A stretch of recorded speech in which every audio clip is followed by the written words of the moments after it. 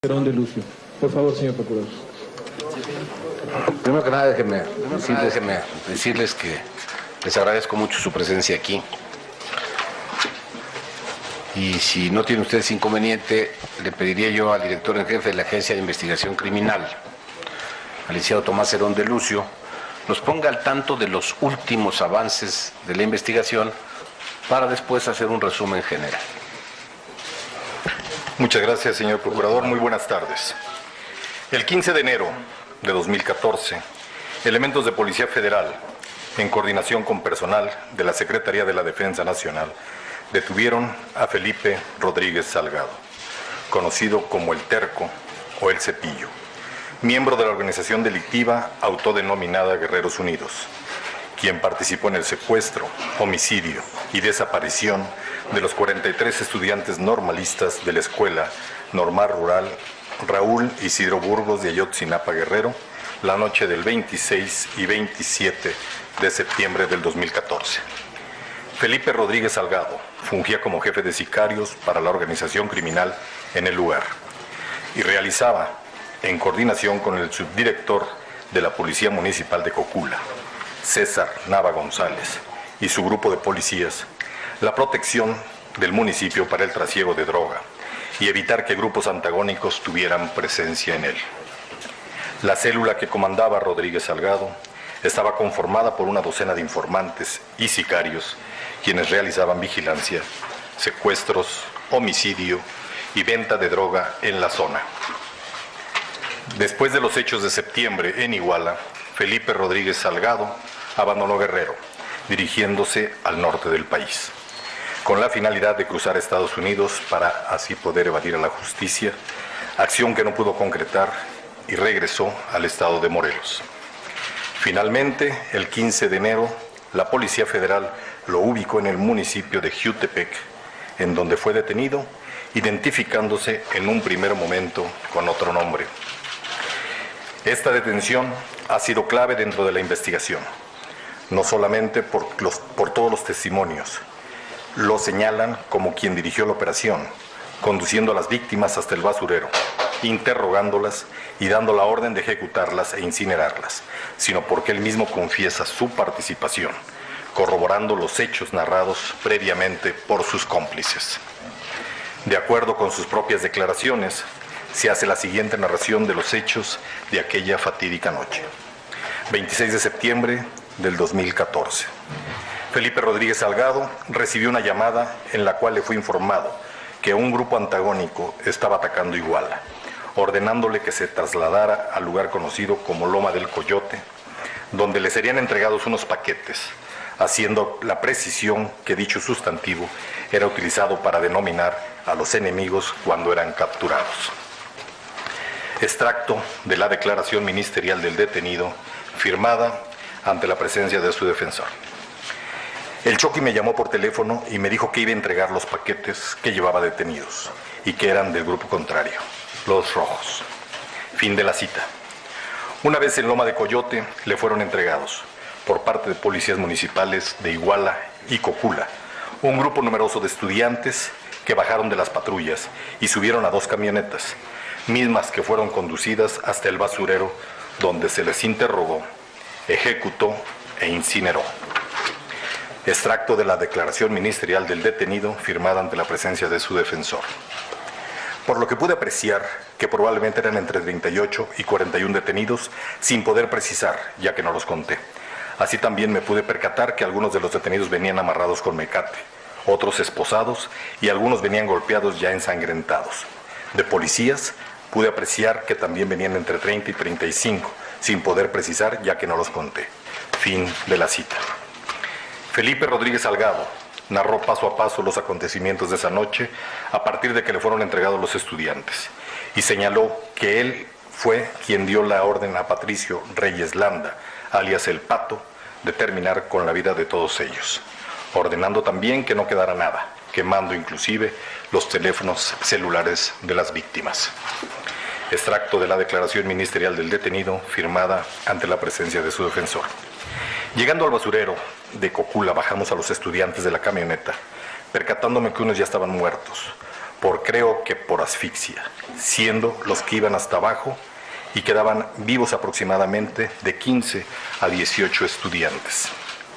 Le encargué al Pato que se hiciera cargo de todo, de entrevistas y de darles piso, y que destruyera todo, que quemara los celulares y pertenencias de los detenidos, ya que esa había sido la instrucción. El Pato ya había acostado a 4 detenidos y les disparó en la nuca con su arma corta. Fin de las citas. Refirió también haberse retirado del basurero y regresar hacia Loma del Coyote, a casa de Gildardo López Astudillo, alias El Gil, donde amaneció en espera de más instrucciones. El 27 de septiembre de 2014, Felipe Rodríguez Salgado regresó al basurero. Cuando llegó, el fuego había reducido a cenizas a las víctimas. Extracto de la declaración ministerial del detenido, firmada ante la presencia de su defensor. Al llegar al basurero me percaté que todavía estaba un poco prendido el fuego y muchas cenizas, en donde le pregunté al Pato y me dijo que los pusieron en una plancha de llantas, leña y fueron quemados los detenidos con diésel, terminando de incinerarlos ya por la tarde. Fin de la cita. Felipe Rodríguez Salgado instruyó a Patricio Reyes Landa comprar bolsas de basura. Una vez recogidas las cenizas, las fueron a tirar al río San Juan. Extracto de la declaración ministerial del detenido, firmada ante la presencia de su defensor. Me dan la orden de Gil que fuera a recoger las cenizas para tirarlas en el río, por lo que ordené al Pato que fuera a comprar unas bolsas de plástico y nos regresamos al basurero a recoger las cenizas con una pala que llevaba en la camioneta Estaquitas, y recogimos la ceniza y la echamos en bolsas y entre Chequel, Güereque, Guasa, Pato, Primo y el de la voz fuimos a tirar las bolsas al río San Juan. Fin de la cita. La confesión de Felipe Rodríguez Salgado coincide con lo narrado por otros detenidos, como lo mostramos en la anterior conferencia, donde se dio a conocer parte de las reconstrucciones de hechos, que constituyen pruebas documentales en video y que hoy, en un momento más, se complementarán con nuevos extractos audiovisuales. Con estas narraciones, asentadas en las declaraciones ministeriales que fueron asistidas por sus defensores, se consolida el móvil, consistente en que los estudiantes fueron señalados por los delincuentes de formar parte del grupo antagónico de la delincuencia organizada en la región. Esa fue la razón por la que privaron de la libertad en un primer momento y finalmente de la vida. Versión que se transmitió de un nivel a otro del grupo delictivo y que surgió de los líderes de la organización, entre los que se encuentran José Luis Abarca Velázquez, María de los Ángeles Pineda Villa y Sidronio Casarrubias Salgado.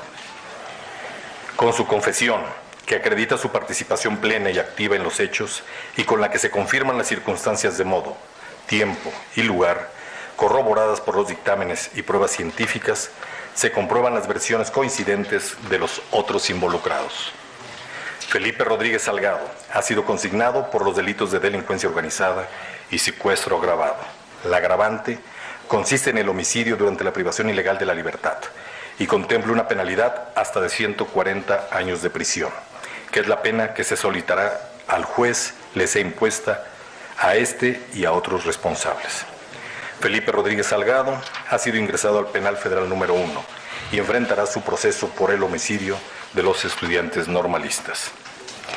Para entender mejor los acontecimientos de aquella noche, es importante señalar el modo en que funcionaba esta estructura delictiva.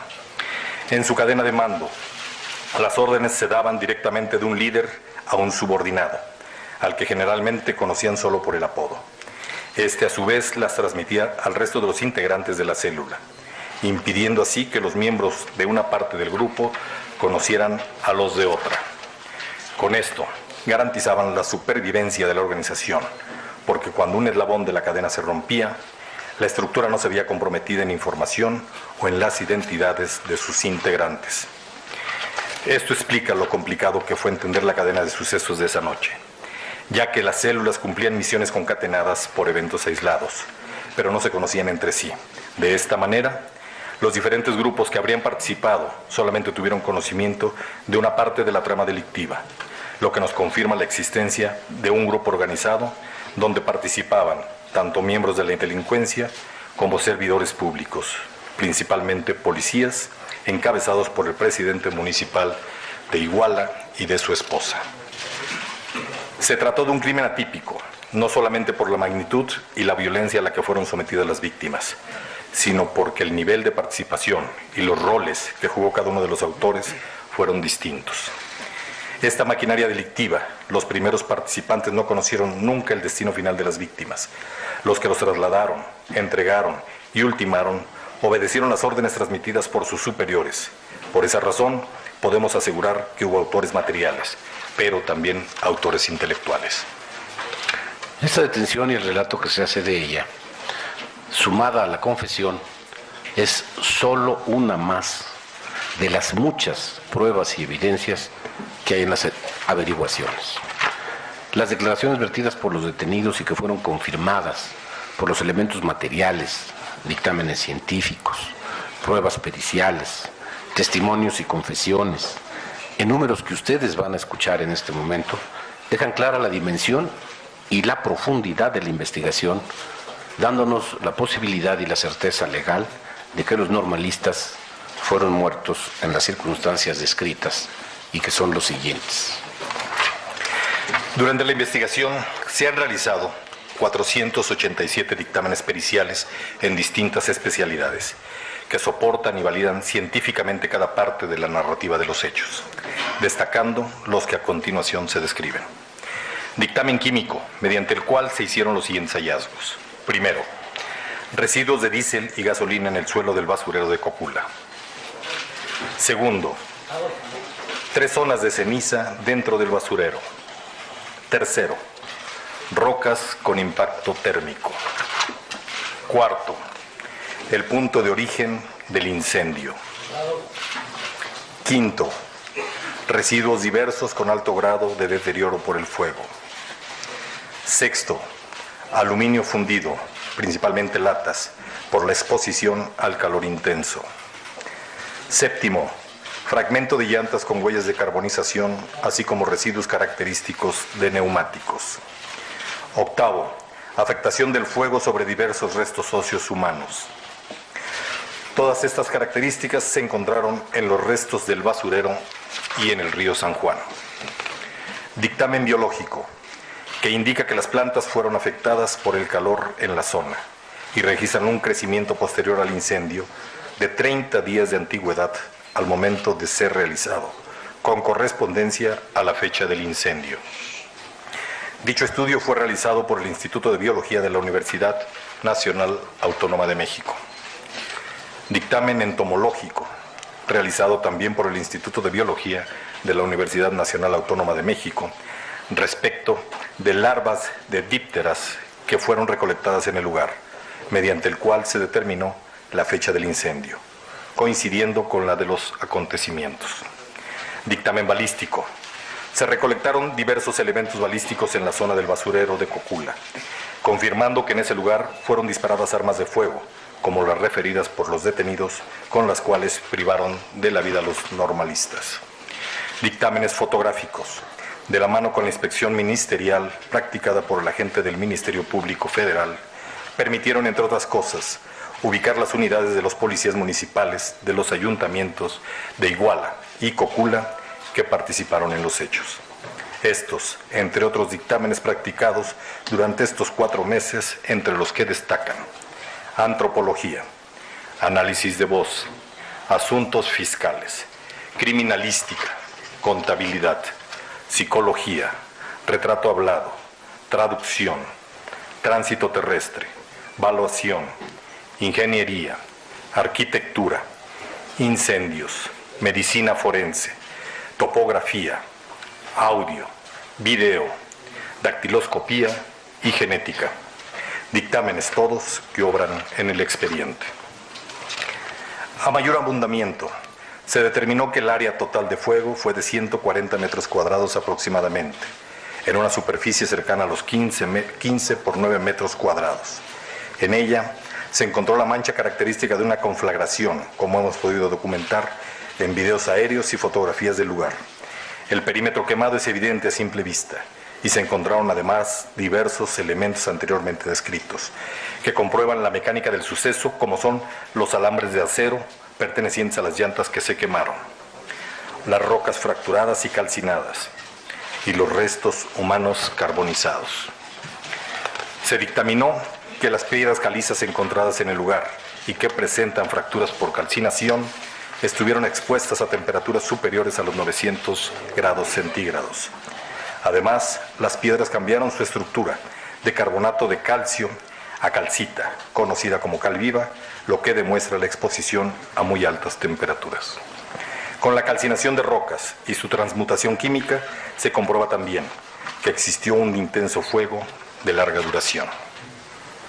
De acuerdo al dictamen de química, los aceleradores encontrados en el suelo del lugar presentan mezclas de hidrocarburos del tipo gasolina y diésel, que sirvieron para encender y avivar el fuego, elementos que además poseen una alta carga energética y que alcanzan por sus características químicas un alto rango de temperatura.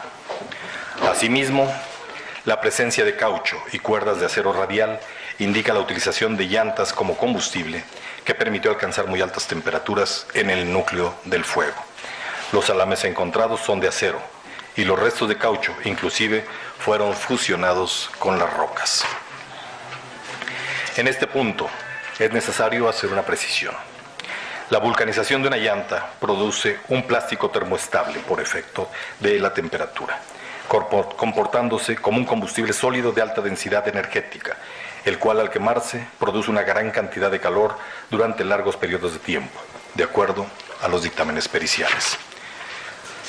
Los restos dentales que se localizaron en el punto central del fuego indican que se alcanzaron temperaturas del orden de los 1600 grados centígrados, pasando por las fases de deshidratación, descomposición, intervención y fusión, lo que imposibilita la extracción de ADN aún con las más avanzadas tecnologías, de acuerdo a los resultados de medicina, antropología y odontología practicados.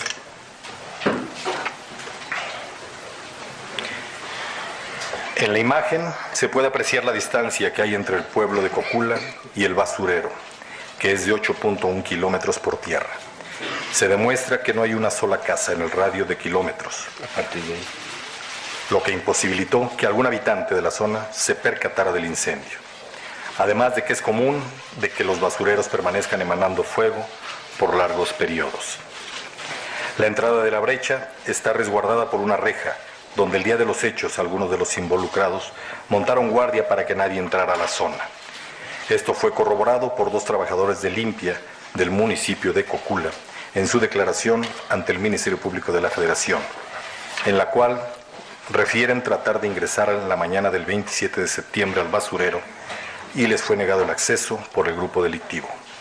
El lugar de los hechos es una hondonada de 800 metros cuadrados, de área afectada y entre 20 y 30 metros de profundidad, dependiendo del lugar de la medición.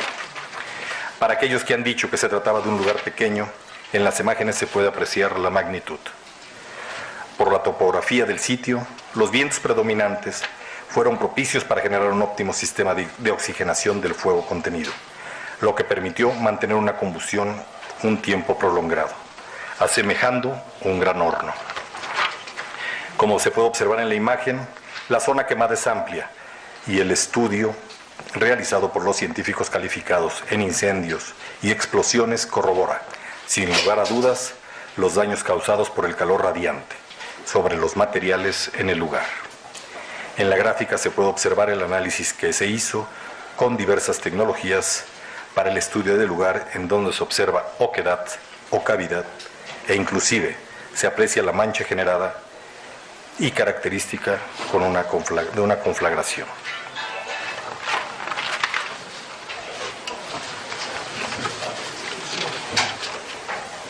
Estamos dejando que vean exactamente el lugar, que es la forma más clara de evitar las confusiones de quien dice que alguien pudo haber visto el incendio o la columna de humo. Como podrán ver, no hay una sola vivienda en kilómetros a la redonda y la hondonada es bastante profunda. Respecto de la investigación, al día de hoy se cuenta con 99 detenidos. Se han tomado 386 declaraciones y se han realizado 2 reconstrucciones de hechos. Además, se han realizado 16 cateos, en los que se encontraron diversos indicios y elementos de prueba relacionados con los hechos, destacando una bodega en la que se encontró un arsenal de armas de uso exclusivo de las Fuerzas Armadas, incluyendo más de 54,000 cartuchos útiles de alto calibre. Se aseguraron 93 teléfonos celulares a los diversos miembros de la delincuencia organizada, a los que se les realizó forencia tecnológica por mandato de un juez y que arrojaron datos de su implicación en estos y en otros hechos delictivos plenamente acreditados. De esta información destaca una red de vínculos que permitió acreditar, sin lugar a dudas, que todos los detenidos se encuentran relacionados en los hechos de ese día. Por todo lo anterior, podemos concluir: el lugar de los hechos, conocido como basurero de Cocula, se trata de una hondonada de 800 metros cuadrados de área afectada, con una pendiente de 60 grados que alcanza en su punto más profundo 40 metros. En dicha área se encontraron elementos que corroboran la magnitud del incendio, como son, y ya lo vieron y oyeron, alambres de acero radial, caucho de neumáticos, aluminio, rocas calizas fracturadas y calcinadas, grandes residuos de restos carbonizados y residuos de diésel y gasolina. Las piedras calizas presentan transformación química de carbonato de calcio a calcita. Esto lo hacen las fábricas de cal a temperaturas arriba de los 1500 grados.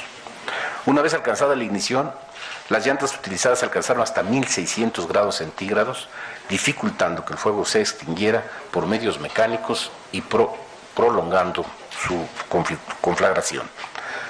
De acuerdo con las características físicas de los restos óseos y dentales localizados en el foco del incendio, se alcanzó a determinar que ese tipo de daño en esa parte de los huesos tuvo la necesidad de llegar a los 1600 grados. Los restos pasaron por las fases de deshidratación, descomposición, intervención y fusión, reduciéndose en su mayoría a cenizas. Los estudios realizados por el Instituto de Biología de la Universidad Nacional Autónoma de México indican que, por una parte, las especies de plantas Ricinus communis y Eleucini indica mostraron crecimiento posterior al incendio, y por otra, las larvas de dípteros recolectadas en el lugar iniciaron su crecimiento también posteriormente al incendio. Ambos estudios confirman la fecha del mismo. Por el tipo de topografía del lugar, los vientos dominantes del área y las condiciones, este lugar fue propicio para que hubiera un efecto óptimo en la oxigenación del fuego, lo que permitió la combustión por tiempo prolongado. Los elementos encontrados en el lugar, sumado a las corrientes del aire, facilitaron el desplazamiento por convección del aire caliente y de productos de la combustión, permitiendo elevar rápidamente la temperatura, ocasionando que el fuego se propagara de forma radial. Como podrán ustedes darse cuenta, estos son extractos de los resultados periciales que se hicieron. En la diligencia de reconstrucción de hechos se identificaron con presencia en el basurero por lo menos a 3 de los estudiantes señalados por los detenidos como el Cochiloco, el Flaquito y el Patilludo. Estos 3 estudiantes fueron interrogados y ejecutados en el basurero por considerarse, por parte de los que los secuestraron, miembros del grupo delincuencial antagónico, según los hoy procesados y según los relatos que ustedes ya vieron y volverán a ver en el video en la reconstrucción de los hechos. Asimismo, policías municipales y miembros del grupo delincuencial señalaron que los jóvenes, a quienes privaron de la vida, llevaban, a excepción de 2, la cabeza rapada, característica que coincide con los estudiantes de primer grado que fueron secuestrados según los hoy procesados. Las declaraciones de todos los policías que declararon, más de los miembros de la delincuencia organizada, en todos los casos se refieren a estudiantes. Los dictámenes científicos comprueban que hubo una gran conflagración con combustibles, diésel y gasolina, plástico, llantas, madera y otros materiales recolectados en la zona, corroborando los dichos de los detenidos. El hallazgo de los restos óseos humanos en el basurero y en el río San Juan corrobora las versiones y comprueba la presencia de un numeroso grupo de personas que fueron privadas de la vida en el lugar. El resultado de la identificación de ADN por la Universidad de Innsbruck respecto a la muestra correspondiente al ala mayor izquierda esfenoides, esta parte de la cara, que es un hueso de la parte anterior del cráneo, durante el primer análisis mediante el método nuclear, identificó el perfil genético de Alexander Moravenancio, a quien se había denunciado como parte del grupo de desaparecidos en Ayotzinapa, con lo que se comprueba a plenitud que ahí había estudiantes. El resultado de identificación de ADN en el segundo análisis denominado método mitocondrial realizado por la Universidad de Innsbruck respecto de las 16 muestras óseas restantes que fueron escogidas por los peritos en consulta con expertos de otras partes del mundo, no pudo identificar suficiente material genético para obtener un perfil de ninguna de estas. Estas 17 muestras, lo acaba de decir Tomás y lo quiero dejar ratificado, forman parte de una cantidad de varios miles de restos que fueron quemados, de varios miles, y se escogieron esas 17 muestras porque eran las que mayor posibilidad tenían de darnos resultados. Las escogieron los peritos, tanto los nuestros como los argentinos, y ellos son los que las mandaron. Le pedimos a la Universidad de Innsbruck realizar un tercer análisis en las muestras aún en estudio, esas 17 muestras.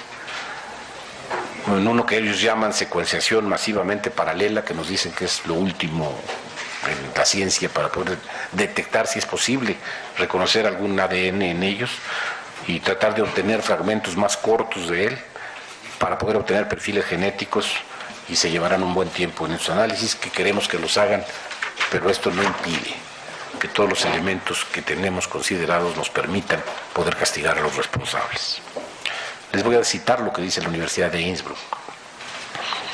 No podemos proporcionar un estimado de éxito, pero las especificaciones técnicas de la MPS, es el método, son más prometedoras que cualquier otro método de identificación genética molecular existente. El principal riesgo es que los extractos de ADN sean consumidos sin obtener ningún resultado adicional. Después de discutirlo y pensarlo, decidimos que de todas maneras, sin resultados de ADN no nos servirían de ninguna forma, y dejamos que esos 16 restos que quedan pudieran ser sometidos a este procedimiento. Estas 17 muestras escogidas en conjunto, tanto, les repito, como por el equipo argentino como nuestros peritos, con la opinión de varios expertos de varios países en los que se hicieron teleconferencias mostrando las muestras, se mantienen en custodia por esta Procuraduría por constituir evidencia física. Los que tenemos aquí, los 17 están allá. El grupo de restos óseos de que se aseguraron las 17 muestras enviadas a Austria lo constituyen más de 60.000 fragmentos de restos óseos con exposición térmica a fuego directo y que fueron recolectados tanto en el basurero como en el río San Juan. El hallazgo de este alto número de fragmentos de restos óseos con exposición térmica a fuego directo comprueba científicamente la versión declarada por los detenidos de que una vez que se extinguió el fuego, los restos humanos fueron triturados para su fácil desaparición y difícil identificación. El conjunto de indicios, declaraciones, evidencias y pruebas científicas son consistentes entre sí.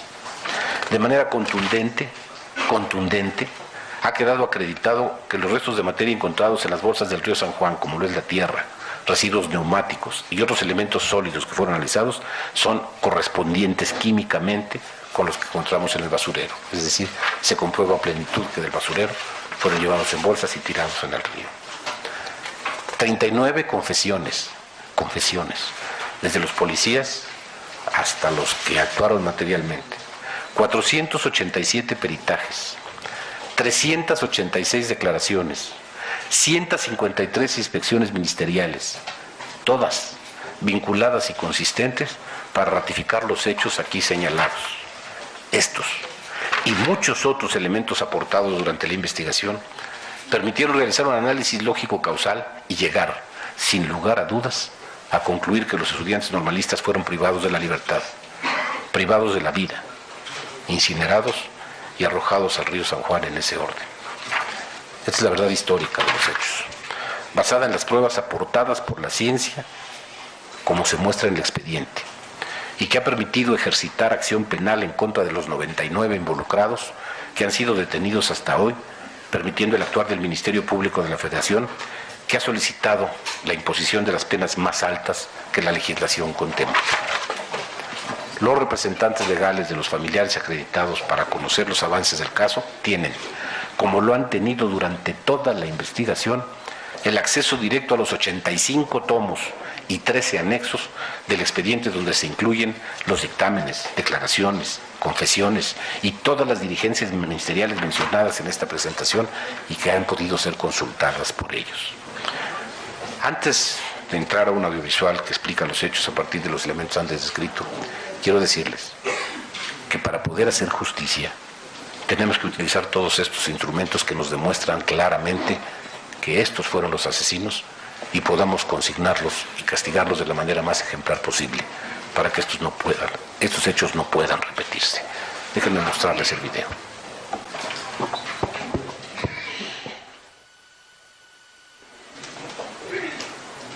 Algunas partes ya las conocen, pero hay partes nuevas.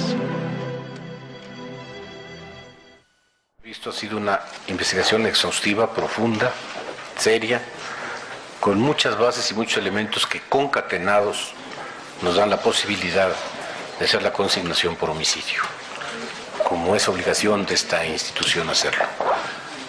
Están puestos a disposición del juez y las instrucciones que tienen los ministerios públicos es darle seguimiento pleno, concreto, permanente y seguir obteniendo todas las posibilidades de prueba que se den para podérselas presentar al juicio que se llevará a cabo.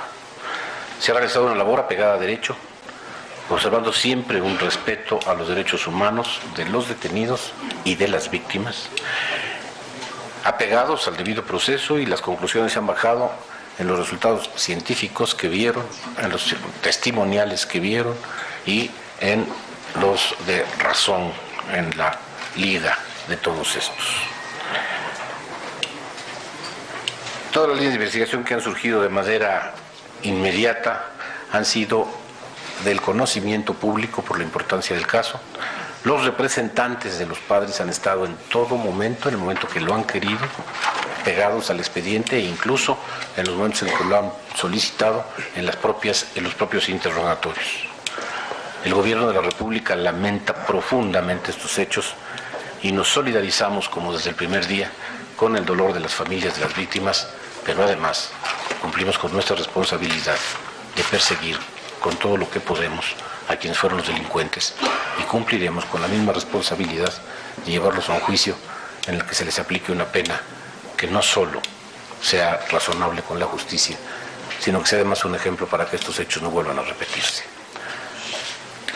Muy bien, tenemos preguntas. Salvador Maceda, de TV Azteca. Señor Procurador, buenas tardes.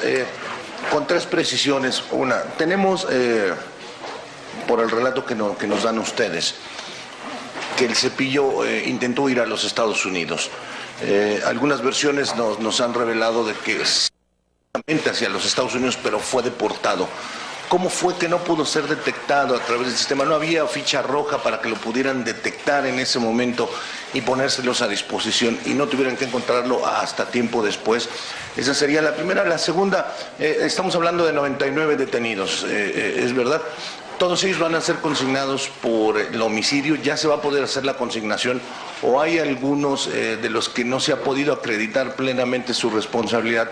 Porque observando un poco en las diligencias que han estado haciendo en los juzgados, bueno, hay una serie de libertades bajo fianza que había estado otorgando los jueces, que tienen las causas penales de ellos. Entonces, a ver si todos van a ser consignados, estos 99 en su totalidad, o tienen algunos de quienes no se pudo acreditar responsabilidad plena para enfrentar proceso penal. Y finalmente preguntarles si todos los padres de las víctimas de los 43 desaparecidos han rendido declaración, o algunos no la han hecho, no la han manifestado, no se han querido acercar a la Procuraduría General de la República. Gracias, señor. Gracias a usted. Sí, efectivamente, sí entró a los Estados Unidos, ilegalmente, entró cruzando la frontera en la parte del desierto, se perdió en el desierto, iba con otro de los que estamos siguiendo, que ya solicitamos su localización en los Estados Unidos. Cuando se perdió lo detuvo la Policía Migratoria y lo regresó a México. Dio otro nombre, si ustedes recuerdan, de él teníamos retrato hablado, no era precisamente la foto. Pero en el momento en que empezamos a seguir los rastros que teníamos, la Policía Federal y el Ejército lo localizaron en Morelos, después de que había regresado a Coahuila al DF y después a Morelos, y ahí fue donde fue detenido. De los 99 hay diferentes acusaciones. En el caso de los autores intelectuales son mucho más amplias, desde delincuencia organizada hasta, en algunos casos y fundamentalmente, de lavado de dinero, de las grandes cantidades que se manejaban y con el aseguramiento de algunos de los bienes que hemos podido localizar. Otros son cómplices y en algunos casos de policías que cumplieron órdenes sin exceder su función más de lo que le excedieron en el caso del secuestro, a los que posiblemente no les llegue por homicidio. Estamos preparando apenas, porque he querido ser muy cuidadoso, la acusación por desaparición forzada que compete a policías y funcionarios públicos que participaron en estos hechos. Lo primero que hicimos fue integrar las averiguaciones que más pena tenían y por eso se les acusó por secuestro agravado. El agravante es el homicidio. ¿Por qué este delito? Porque es el que tiene 140 años de pena y con las ventajas que se tienen queremos que se aplique la pena más alta. Pero independientemente de ello estamos integrando las averiguaciones para que puedan ser también en cada caso por los delitos que además resulten de esta situación. No han declarado los padres, siempre vienen en conjunto y hemos sido muy respetuosos de esta situación. Segunda pregunta, David Vicenteño para Grupo Imagen. Gracias. Señor Procurador, 3 puntos también. Se habla de El Choqui y otra lista ahí, cuando están hablando estos jóvenes de cómo sucede todo en el basurero de Cocula, una serie de apodos. ¿Están identificados? Este señor El Choqui ya se sabe quién es, nos podría dar el nombre, se mencionó en un inicio de las investigaciones y después se pierde. ¿Están detenidos? ¿Cuánta gente de este faltaría por detener de los que participaron en este proceso de asesinarlos y calcinarlos? La participación de algunos de estos jóvenes que se les señala que habrían sido integrantes de los Rojos o eran infiltrados, ¿está comprobado por parte de la Procuraduría? ¿Eran estudiantes de la Normal Rural Raúl Isidro Burgos? Y por último, la señora María de los Ángeles Pineda Villa, ya declaró, ya dijo ella en torno a todos estos hechos, ¿cuál es su relación con los Rojos? Lo último que supimos que dijo usted fue que la señora no hablaba y aún así fue consignada. Le doy los dos primeros y luego le dejo a usted los 2 segundos, perdón. Mire usted, en ninguno de los casos de los estudiantes hemos podido determinar si son participantes de algún grupo delictivo. Yo creo que incluso por el contrario. En los relatos que ustedes ven ahí muy recortados, pero que pues, evidentemente son mucho más largos, cuando les preguntan a los que tienen ahí, según declaran los que hicieron la reconstrucción de hechos, todos dicen que ellos iban por el boteo o para tomar camiones para el mitin del 2 de octubre. Todos, por la respuesta que nos dan los interrogados, sorprendidos y todos reclamándole al que los llevó para que él dijera que iban. En consecuencia, la Procuraduría no puede decir que ninguno de ellos pertenecía a un grupo delictivo. Incluso le digo con toda franqueza, yo creo que la mayoría de ellos eran jóvenes que tenían más deseos de ser maestros y de estudiar que de cualquier otra cosa y que por eso se ajustaban a lo que les pedían. Yo los veo auténticamente como las víctimas más dolorosas de todo este proceso. En lo que se refiere a la señora Pineda, la acusamos por lavado de dinero justamente, para poder asegurar su detención, en lo que hacemos la correlación y tenemos ya pruebas de su participación en varios delitos, fundamentalmente lavando dinero y lo que propició la creación de varios negocios que también están detectados y asegurados. Lo del Choqui, ¿le quiere usted decir, Tomás? Hoy tenemos todavía pendientes algunas órdenes de aprehensión. Particularmente por el Choqui, lo que tenemos es un retrato hablado, pero así comenzamos con todos, con retratos hablados, con apodos. De los apodos que hoy ya mencionan en la reconstrucción de los hechos, ya tenemos nombres completos y así comenzó con el Cepillo. El Choqui es cuestión de tiempo de que lo detengamos, tenemos ya ese retrato hablado y tenemos grupos de célula trabajando en el lugar para su pronta detención. Tercera pregunta, Mario Torres, Noticieros Televisa. Buenas tardes, señor Procurador. Señor Cerón, de las órdenes que hay pendientes, ¿nos puede decir cuántas son las que todavía falta por cumplirse? En la presentación que nos hicieron no vi mencionar al señor Felipe Flores, que es el director de la Policía de Seguridad Pública de Iguala. Él también continúa en la lista de las personas que se buscan. Por otra parte, de las declaraciones y de las confesiones que vimos en las testimoniales y derivado del resultado del laboratorio de Austria, podemos afirmar que son 4 los estudiantes que fueron ubicados en tiempo y forma ya en el basurero de Cocula, que fueron asesinados y calcinados. Hasta ahorita solamente sabemos que es uno. Queremos saber si los otros 3 que mencionan en el video las personas que participaron ya nos pueden ubicar, que son por lo menos 4 los que han sido identificados en el lugar, en modo y forma. Y por último, en el video también el Cepillo dice que recibió una llamada de un tal Fercho.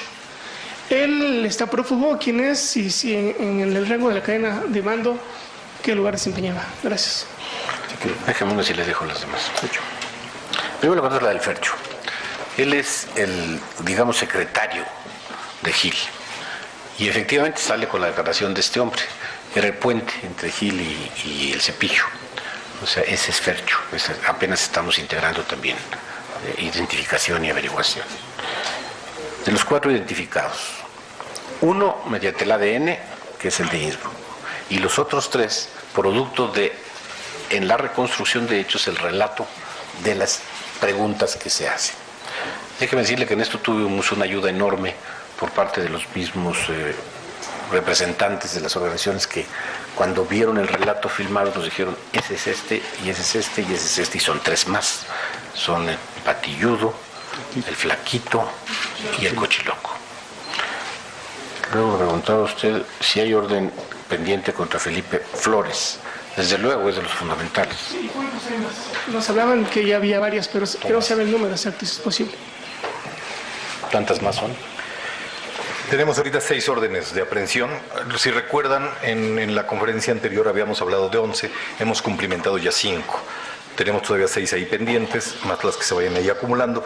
Esto en lo que se refiere a lo que son los normalistas. Tenemos algunas otras por otros delitos que ya también se han cumplimentado y vamos a estar poco a poco ir notificando de los avances que tengamos. Cuarta pregunta, Rubén Mozo, de Milenio. Buenas tardes, señor procurador. Quiero que nos precise, durante esta presentación que nos hace, dice que pues la investigación se ha hecho con trabajo científico, que no hay duda de que los estudiantes están muertos. Sin embargo, durante este transcurso de que ha durado esta investigación, el equipo argentino sembró una duda cuando dijo que uno de los restos, particularmente el de Alexander Mora Venancio, pues ese resto ellos nunca lo escogieron, sino que ustedes se lo presentaron al equipo argentino y ustedes mismos lo mandaron a la Universidad de Innsbruck en Austria. Esa es una de las dudas. Y a partir, ¿qué le dice a los padres de familia? O sea, ellos siguen aferrados en que pues el Ejército y la Policía Federal participaron durante esa noche o por omisión o tuvieran algún grado de participación. Y si nos puede precisar, ¿por qué se ha tardado tanto también la Procuraduría General de la República en pues imputar el delito de desaparición forzada contra María de los Ángeles Pineda Villa y José Luis Abarca Velázquez, si ellos son los autores, como usted dice, intelectuales de toda esta tragedia que pues llevó a la muerte de estos 43 estudiantes? Mire usted, la última pregunta. Ella no puede ser acusada de desaparición forzada porque no es funcionario público, él sí. Se ha tardado tanto porque es precisamente un delito que, si yo no recuerdo mal, es o la primera o la segunda vez que se va a utilizar. En consecuencia, estamos siendo muy cuidadosos de cómo lo integramos para no fallar, para no tener un descalabro. Y este delito va enfocado a los que son funcionarios públicos. El delito habla de desaparición por parte de funcionarios públicos utilizando su poder.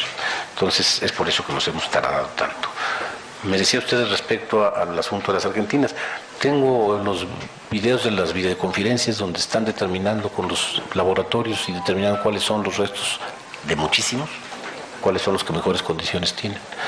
Yo no sé si habrán llegado antes o no, aquí están los peritos que podrían decirlo, al río, en el momento en que ya habían sacado las bolsas o no, no sé si lo habrán hecho, no podría afirmarlo. Lo que sí sé es que había un equipo enorme de peritos y para mí son también muy respetables los peritos de la Procuraduría y los mexicanos.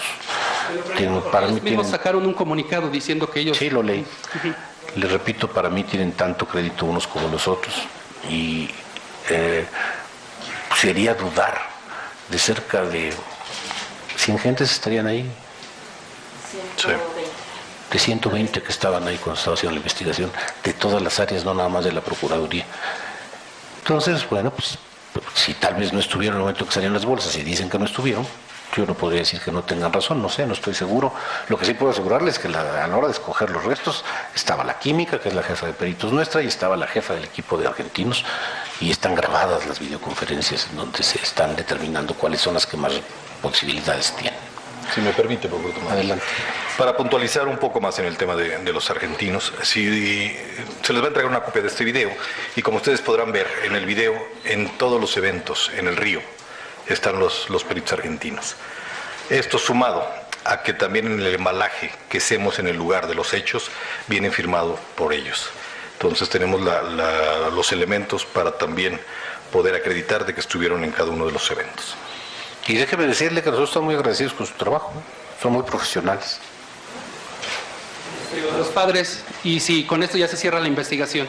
Mire usted, la investigación se tiene que cerrar porque hay que castigar a los culpables. Es decir, cerrar la investigación tal vez no es la palabra adecuada. Mientras no tenga yo detenidos a todos los culpables, no puedo cerrarla. Es decir, no es la palabra adecuada. Pero si usted me pregunta, ¿los elementos que tiene la averiguación son suficientes para determinar que ahí los mataron y los incineraron? Yo le diría sí, y mucho más que en muchos otros casos. Hay 4 confesiones, no una. Hay 4 confesiones de autores materiales. Hay confesiones de los policías que los trasladaron a ese lugar y se los entregaron a estas gentes. Hay identificados 4 de ellos plenamente. La característica de lo rapado es un elemento muy claro. Todos sabemos cuáles son los estudiantes que se perdieron.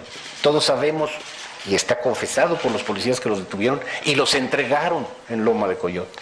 En Loma de Coyote los subieron a una camioneta y posteriormente del interrogatorio en la reconstrucción de hechos que sucedió arriba por 4 testigos es coincidente totalmente. Realmente es un caso que tiene una contundencia suficiente para poder consignar a los culpables. Quien quiera dudar de esto, yo les pediría que en lugar de ser coadyuvantes del Ministerio Público fueran coadyuvantes de la defensa. Nosotros vamos a hacer todo lo posible porque sean consignados y castigados con toda la fuerza del Estado, repito, para que sea un caso ejemplar. Muy bien, es la pregunta de Associated Press por María Barqueira. Hola, buenos días. En primer lugar, quería preguntarle, ustedes han dicho que el último de los detenidos interrogó a los estudiantes y que los estudiantes dijeron que eran estudiantes.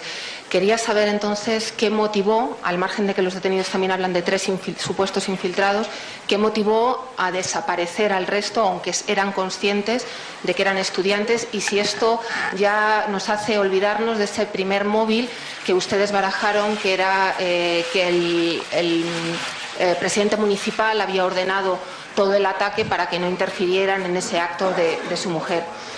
También quería preguntarle... ¿Me deja una por una? Sí, cómo no, gracias. Esta. El móvil es el mismo móvil, con los 2 elementos. No se les olvide que es la misma banda. El presidente municipal no era ajeno a la banda. Utilizan el argumento de que vienen infiltrados, así usan la palabra muchísimo, infiltrados. Los estudiantes con los rojos. Lo que nosotros no hemos encontrado es ningún rojo, a menos que alguno de los estudiantes haya estado ligado a esto. Pero eso es lo que ellos pensaban. Y ellos pensaban que había una infiltración, una asociación de unos con otros. Si se fija, en todo momento en el relato dicen los contras. En algún momento lo vimos en este video, uno de ellos dice, los estudiantes. Dice, ¿qué estudiantes? Eran los rojos. Si se fija, está indicado el móvil, y es el mismo móvil, es exactamente el mismo móvil. Los muchachos sabían desde que lo sacaron de Ayotzinapa para llevarlos supuestamente a Chilpancingo, que iban a tomar camiones para venir a un mitin a la Ciudad de México y hacer una recopilación de dinero para ese mismo propósito. Eso es lo que les dijeron. Y les dijeron que iban a Chilpancingo y nunca fueron a Chilpancingo. Les cambian el destino a medio camino. Esto no lo dicen los que sobrevivieron, los estudiantes que sobrevivieron. Y nos dicen quién daba las instrucciones. Era justamente el Cuchiloco, el mismo que después en este video lo señalan como el que lo hizo. Es decir, está clarísimo. Realmente solamente que no se quiera creer, pero tenemos muchas investigaciones en la Procuraduría. Yo le diría que esta tiene sustentos bastante sólidos, bastante sólidos. ¿No me quiere decir su otra pregunta? Sí, usted, es una puntualización, no sé si entendí bien. ¿Es una qué, perdón? Puntualización del vídeo o de sus explicaciones primeras. Lo que yo he entendido es que ustedes están explicando las diversas pruebas que han hecho para certificar que hubo un incendio en el basurero. Sí. Si no he entendido mal, la única prueba no testimonial que hay de la fecha de ese incendio son unas muestras de larvas y las plantas. Eso era simplemente confirmar si era así o he entendido yo mal. No, mire ustedes, los restos que hay en el basurero son exactamente los mismos que hay en el otro lugar. La fecha del día que se perdieron estos jóvenes, y la dicen los testigos. Los testigos nos señalan el lugar. Yo fui al lugar, yo lo conozco, el lugar es evidente que ahí sucedió una cosa, ahí se veían todavía los pedacitos de este tamaño y las cenizas, incluso una barreta con la que estuvieron pegándole a los huesos, los restos de llantas. Es contundente. Se ha descartado que esos restos humanos pudieran ser de otro evento distinto, puesto que parece ser que el crimen organizado... Los testimonios nos dicen quiénes fueron los que estuvieron ahí, las fechas de esto, su correlación con las que están en las bolsas del río. Les repito, hay cientos de periciales para ese propósito. Con respecto... Es una investigación que tiene un sustento científico fundamental. Usted habla de pruebas químicas que vinculan el basurero con los restos del río. No sé si nos podría explicar concretamente qué consisten. Las características de los sedimentos son los mismos. Son los mismos tipos de piedra, los mismos tipos de llanta, los mismos tipos de residuos que quedan en uno y en otro. Esto lo dijeron incluso los peritos argentinos desde el principio. Se lo dijeron a usted.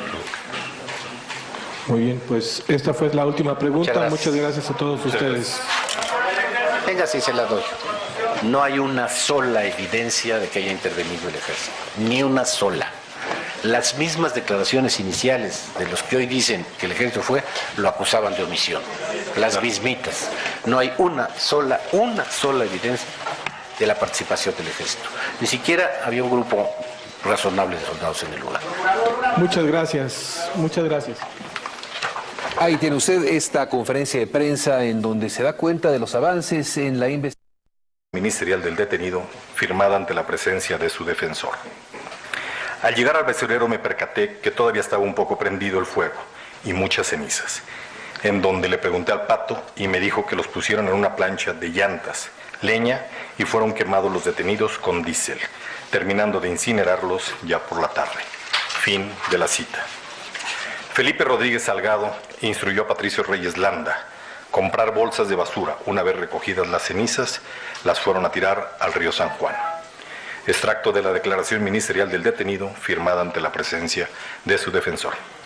Me dan la orden de Gil que fuera a recoger las cenizas para tirarlas en el río, por lo que ordené al pato que fuera a comprar unas bolsas de plástico y nos regresamos al basurero a recoger las cenizas con una pala que llevaba en la camioneta estaquitas, y recogimos la ceniza y la echamos en bolsas, y entre Chequel, Huereque, Guasa, Pato, Primo y el de la voz fuimos a tirar las bolsas al río San Juan. Fin de la cita.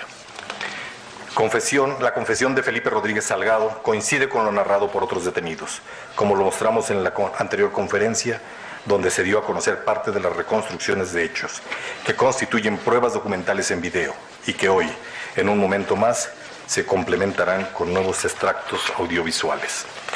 Con estas narraciones, asentadas en las declaraciones ministeriales que fueron asistidas por sus defensores, se consolida el móvil, consistente en que los estudiantes fueron señalados por los delincuentes de formar parte del grupo antagónico de la delincuencia organizada en la región. Esa fue la razón por la que privaron de la libertad en un primer momento y finalmente de la vida. Versión que se transmitió de un nivel a otro del grupo delictivo y que surgió de los líderes de la organización, entre los que se encuentran gestión ministerial del detenido, firmada ante la presencia de su defensor. Por lo que pude apreciar que probablemente eran entre 38 y 41 detenidos, sin poder precisar, ya que no los conté.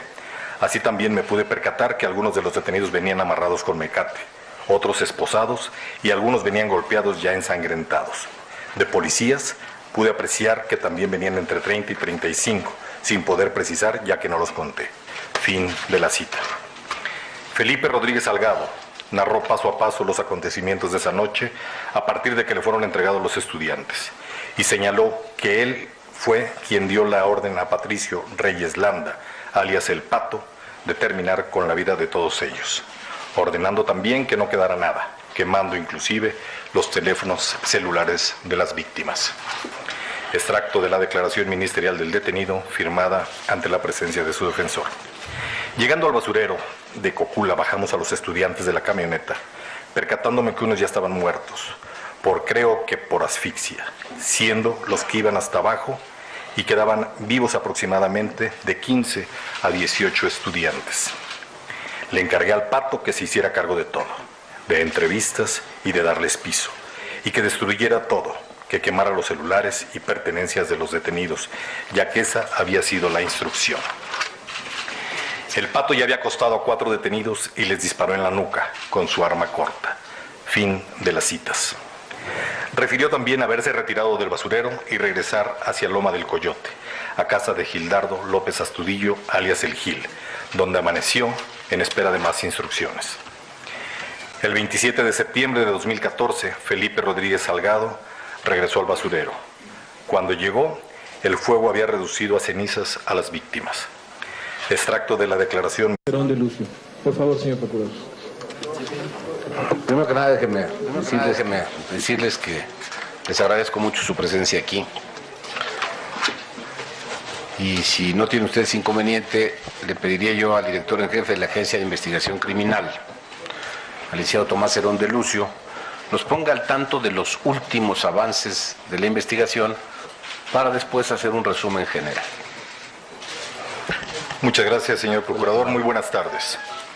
El 15 de enero de 2014, elementos de Policía Federal, en coordinación con personal de la Secretaría de la Defensa Nacional, detuvieron a Felipe Rodríguez Salgado, conocido como El Terco o El Cepillo, miembro de la organización delictiva autodenominada Guerreros Unidos, quien participó en el secuestro, homicidio y desaparición de los 43 estudiantes normalistas de la Escuela Normal Rural Raúl Isidro Burgos de Ayotzinapa, Guerrero, la noche del 26 y 27 de septiembre del 2014.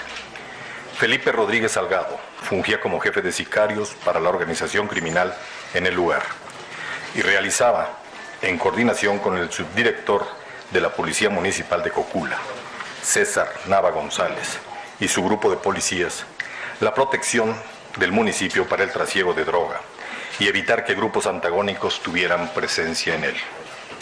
La célula que comandaba Rodríguez Salgado estaba conformada por una docena de informantes y sicarios, quienes realizaban vigilancia, secuestros, homicidio y venta de droga en la zona. Después de los hechos de septiembre en Iguala, Felipe Rodríguez Salgado abandonó Guerrero, dirigiéndose al norte del país, con la finalidad de cruzar a Estados Unidos para así poder evadir a la justicia, acción que no pudo concretar y regresó al estado de Morelos. Finalmente, el 15 de enero, la Policía Federal lo ubicó en el municipio de Jutepec, en donde fue detenido, identificándose en un primer momento con otro nombre. Esta detención ha sido clave dentro de la investigación, no solamente por todos los testimonios. Lo señalan como quien dirigió la operación, conduciendo a las víctimas hasta el basurero, interrogándolas y dando la orden de ejecutarlas e incinerarlas, sino porque él mismo confiesa su participación, corroborando los hechos narrados previamente por sus cómplices. De acuerdo con sus propias declaraciones, se hace la siguiente narración de los hechos de aquella fatídica noche. 26 de septiembre del 2014.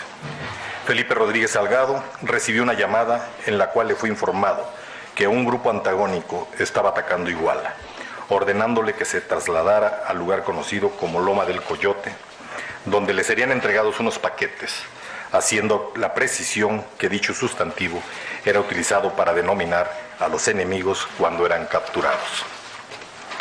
Extracto de la declaración ministerial del detenido, firmada ante la presencia de su defensor.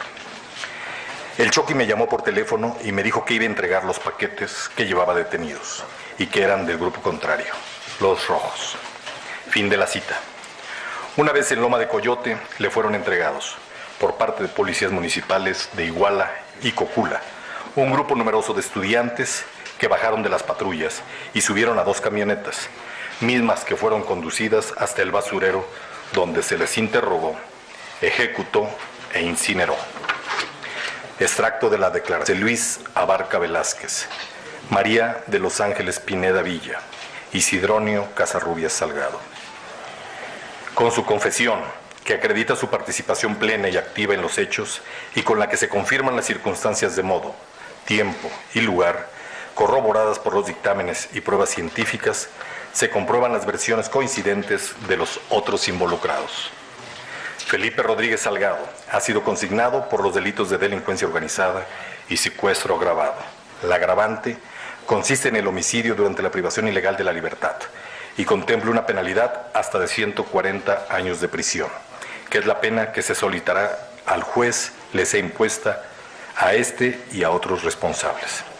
Felipe Rodríguez Salgado ha sido ingresado al Penal Federal número 1 y enfrentará su proceso por el homicidio de los estudiantes normalistas. Para entender mejor los acontecimientos de aquella noche, es importante señalar el modo en que funcionaba esta estructura delictiva. En su cadena de mando, las órdenes se daban directamente de un líder a un subordinado, al que generalmente conocían solo por el apodo. Este, a su vez, las transmitía al resto de los integrantes de la célula, impidiendo así que los miembros de una parte del grupo conocieran a los de otra. Con esto, garantizaban la supervivencia de la organización, porque cuando un eslabón de la cadena se rompía, la estructura no se veía comprometida en información o en las identidades de sus integrantes. Esto explica lo complicado que fue entender la cadena de sucesos de esa noche, ya que las células cumplían misiones concatenadas por eventos aislados, pero no se conocían entre sí. De esta manera, los diferentes grupos que habrían participado solamente tuvieron conocimiento de una parte de la trama delictiva, lo que nos confirma la existencia de un grupo organizado donde